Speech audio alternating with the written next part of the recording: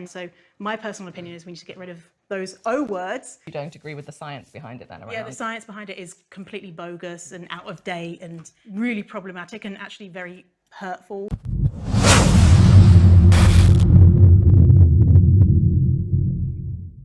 So welcome to another video by Immersive Sports Science. If you haven't subscribed, please do so below. Smash that bell, sports science, not bro science. So today I am standing inside the new cabin, which will effectively become my studio. Standing in my mess. Christ, that sounded a lot better in my head than what it did actually when I said it. So I will be doing a new type of video, trying to do some reviews, and this won't be social commentary, because social commentary doesn't look good from a sports science perspective. But today I'll be trying to do it in my best Cockney accent possible. Who are you calling fat? In order to review, we utilised a performance descrphrancy table. For more information, see down below. Who Are You Calling Fat is a docu-vlog social experiment. It was released in two-part episodes on BBC Two. It is described as a social experiment to better understand the attitudes of those living in a bigger body who live with obesity or choose to call themselves fat, overweight. So there are 9 individuals who move into a house and they explore through debating one another what's it like to live with obesity. And there's 2 sides to the story: those who consider themselves body positive, or those from the fat acceptance community. That group consists of David, Miranda, Courtney and Victoria. They're happy with their weight and describe themselves as body positive. And those who are more worried about the health implications of obesity. On the other side, Sarah, Babs, Del, Jed and Jack are more concerned with the health risks of living with obesity. It just feels a bit like segregated now. They seem to have sort of set their battle lines where they're happy just talking to themselves and we're happy, you know, being ourselves and celebrating each other. Now, often these programs get criticised, usually by members in the body positive movement, or should I say the fat acceptance movement, because body positivity is merely just one section of the fat acceptance movement and is older and incorporates many other aspects beyond being obese. What was quite clever here, and what often gets criticised by that community, that often these programs will only have massively obese people from an extreme certain section of that society, or that cult community you could so speak of, and then pit them against the health experts. People like myself, the thin, supposedly, how can I be supposedly white male? I am a white male. You're a cis white thin male with privilege. Now, I thought cis stood for sissy, Nancy boy, but apparently not. They often think it's an attack against them, which is not the case, and often they will focus on the extremes of society, and the extreme of society will often shout louder in order to be heard, and it's not a true representation of that community. Now, obviously, me being a personal trainer, being a coach, I'm heavily, and this is where I'd say my internal biases were lying in terms of this review, heavily in favour of the health aspects and trying to mediate those health aspects. However, I must lay that upon the side in order to review this programme. Now, what took me by surprise was the level and quality of the debates being had, and often they were sporadic and ad hoc in approach. Obese and overweight had this element of fat shaming. In my mind, that's how I define myself. I don't want to be overweight, but if I want to better myself, I've got to say to myself, this is who I am now. If I see the doctor and he's telling me I'm obese, that's like a medical side of things. Science behind it is completely bogus, very hurtful towards fat people. I don't think you're right. I think you're wrong. To make sweeping statements like saying, oh, the science is nonsense, is nonsense. But often they were organised and they sat down within a or a semi-organised structure. This was not, and this is how it was poorly advertised, this is not a reality TV programme. This is more like a documentary in its sort of approach. You called it a social experiment, but from a scientific perspective, it's a shit experiment. Because they had 6 members of society from different sections who were respectful of one another, they were allowed to have these debates. The fact that the population think it's okay to tell a child that their body is not okay is horrifying. What do you think about education in school, healthier eating, exercise? Encourages eating disorders. Not really. that it's going to help somebody so that when they grow up, they're not like us. As children, we already know what we should be eating. I don't know if some people do. I think some of us that are privileged do. And if you look, fresh fruit and veg is often expensive. The stuff that is not so good for us is actually cheap, and therefore people are inclined to go within a budget. Quality of debates were then further enhanced upon your knowledge by having individuals expand upon what they meant during those debates away from the actual debate itself. Body positivity is like a big defence mechanism that's designed to make people maybe not necessarily be happy about themselves, feel better about themselves.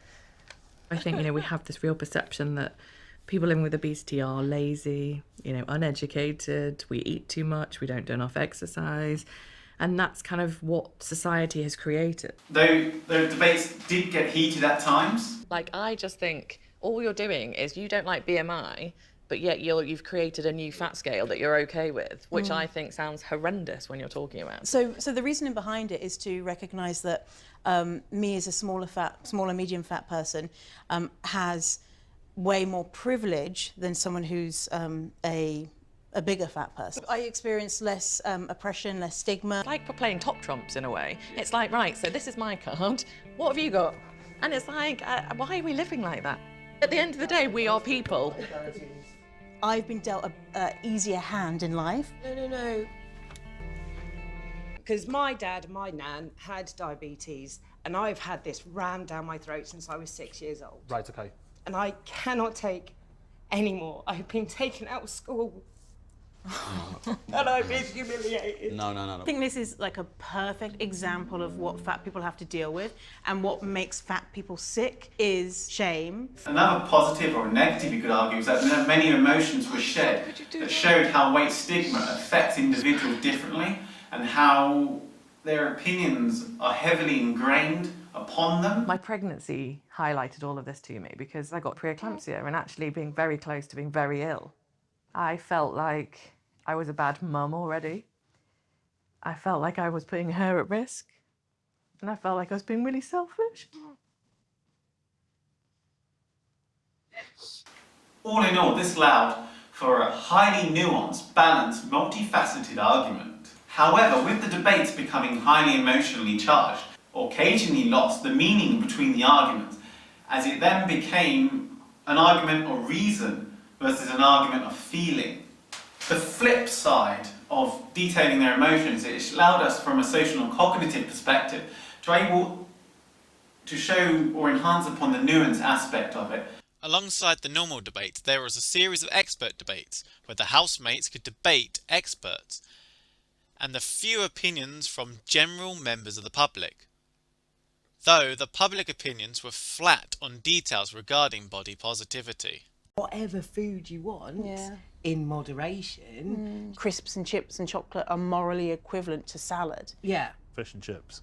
I found it really, really hard not to eat all the chips. But I just know the difference between eating all the chips and eating a couple of chips is probably about 10 points on the blood sugar level. They're proud of their bodies and they should be. Yeah, I think it's great. I think these women are absolutely amazing. Thank you. Hi. In this day and age, you've got to be so careful what you say. People are so easily offended. So a lot of people won't tell them what they truly think. If someone thinks someone's hugely overweight, they won't tell them because they're too scared of offending them. Whereas sometimes probably they need to be told. David have very positive opinions because he's that way. Well, I don't mind the women showing it off. They can do what they like, but carrying that much weight is not a good idea. The second of the programme, starting off with looking at gastric band surgery within brief. All its glory. And what we've got is the whole of what we call the fundus, which is the bit that produces all the hunger hormones. So that's a really good specimen. Not only will a patient feel fuller quicker, the removal of the part of the stomach that produces the hunger hormone ghrelin significantly reduces their appetite. Although it did show the effect upon gastric band surgery has upon the actual physical body, what it did do, it didn't show the parasympathetic effects, or at least not explain it that well, as well as the social cognitive side of this and how it affects those around them, as well as these psychosocial effects upon the individual themselves. Another big section looked at comedy. There was a lot of good debate around the comedy and about how whether it enhances everyone's understanding of what it's like to be obese, whether it makes it more acceptable to be obese, whether you can laugh at yourself, whether you can empower people, or whether it does the flip side, whether there is a opposite effect relating to that. Guys, I have no idea what I'm doing up here. It's because originally I was meant to be in a double act, but on the way to the gig I got hungry and ate the other member. Very much a believer in comedy is comedy. Everyone should have a safe space to be able to laugh at things that they'd normally get offended by. Earlier that she does self-deprecating fat jokes so that no one gets in there before her, and that's a defence mechanism. For me, that's not comedy. For comedy, I want to punch up, I want to inspire, rather than be negative about myself to make you laugh. No, you can't have a laugh about that because that's offensive. Oh, is it? You know what's offensive? Your shit pancreas. There's a common argument about getting in there before someone else does. And we can see this from Lorenzo Lorino Sofratiki's research within men within the UK. We're talking about massively obese men here. Utilising FA as a form of exercise. You see that if they think they can get there before others, and especially with other obese men around them, then this acts as in their mind, a self-defense mechanism. However, it doesn't answer the major questions about how they feel utilising it, and nor does it answer what potentially other people will feel around them. Pride in yourself, but then I've also had people telling me, I can relate to what you're saying, that is what it's like to be me. But the sort of things you say about yourself, by saying it on such a big scale, on a larger platform, you give other people the right to say about you, and then potentially the fat community. I don't want us to be portrayed as the kind of, the stigma that people already give us. I don't want us to kind of exaggerate that. It details this by showing really well the multiple different arguments that could be had. However, there is very little fact and quite a lot of feeling-based arguments put forward, which undermines the level and quality of debate. Genetics was also briefly touched upon. However, it only focused on certain genes. Diabetes and its effect upon health was also massively discussed, with lots of facts thrown in, which well enhanced the arguments. Diabetes is one of the biggest problems for obese individuals. There was also a brief look at eating disorders. I might have had a shower and just sort of, in my room, and like the urge starts, and I'm fighting with myself the whole time. I'm sort of, for Christ's sake, not again. You don't need this. Every time you do it, you feel shit afterwards.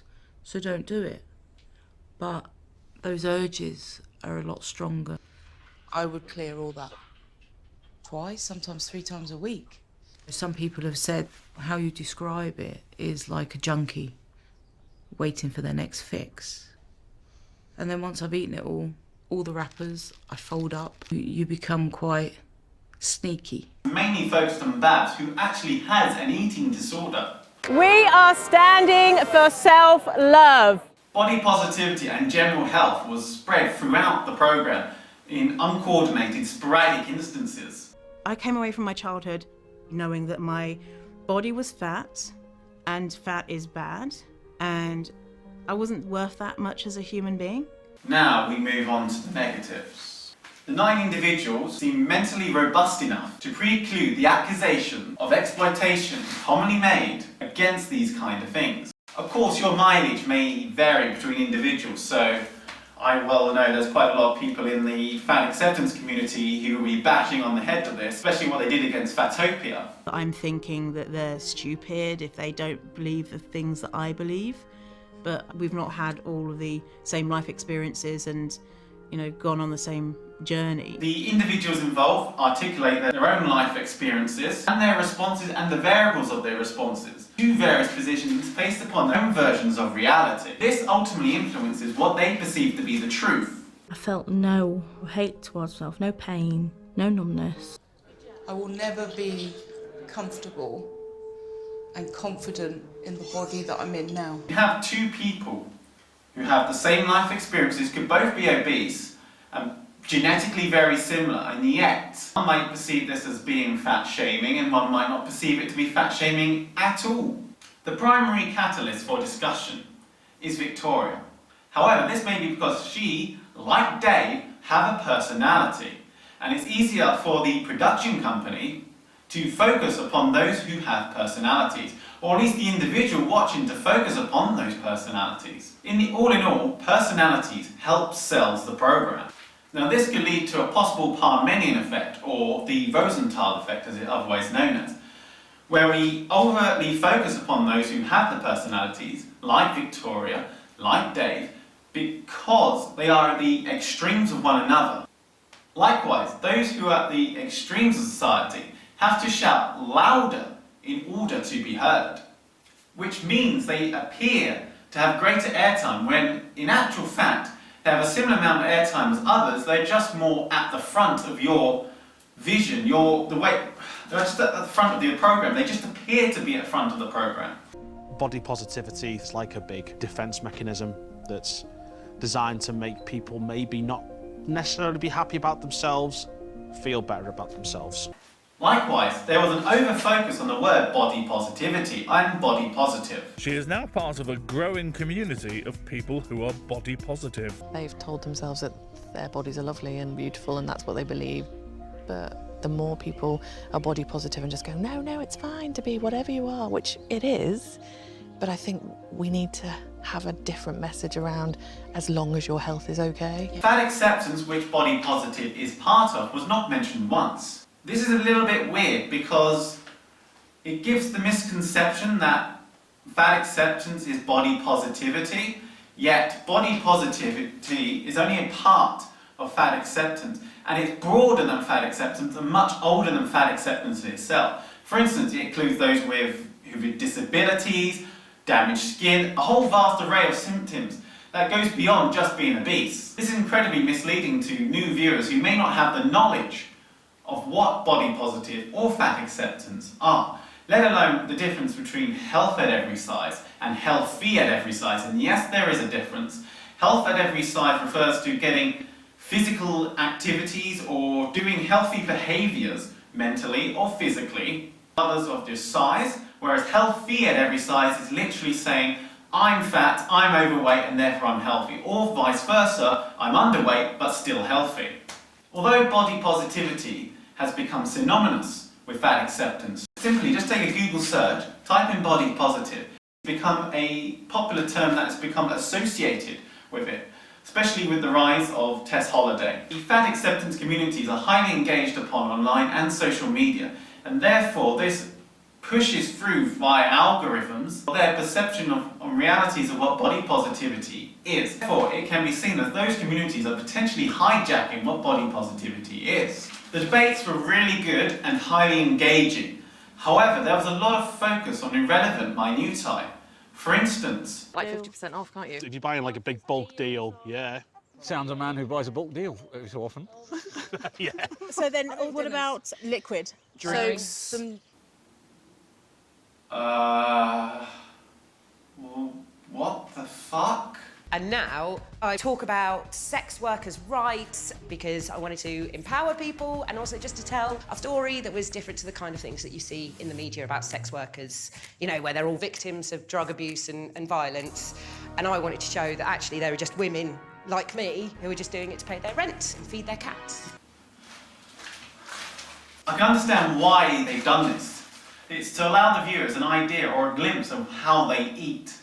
Yet again, any personal trainer, any nutritionist or dietitian, or anyone worth their scientific salt or practical knowledge would know that you cannot get a glimpse of someone's eating just from one day, especially within a massive group, within an environment with new people. And let's face it, we've all gone to a party, for instance, and had a pizza and picked out on whatever that was junk food and unhealthy at the time. This doesn't necessarily give a perception of this is their actual diets as such. Yet again, it could be because how did they get to that size in the first place? A personal trainer, nutritional dietitian worth their salt will give you a 2-week diary, and within that diary, the information may or may not be accurate, as self-reporting is highly inaccurate.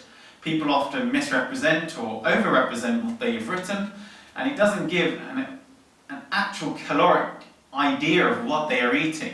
Another example of focusing on worthless minutiae, for instance, Courtney, within the genetics argument, is an overactive thyroid and therefore her body weight has ballooned as a result of it. Yes, diet and that helps to get to that size. Likewise, you can still get healthy and still get to the size, for instance, I am, if it's healthy for your height, weight, etc. I'll still have an overactive thyroid gland, it just makes it 10 times harder. Likewise, another bit of useless minutiae they misfocused upon was an argument between two individuals, which took up quite a lot of the programme.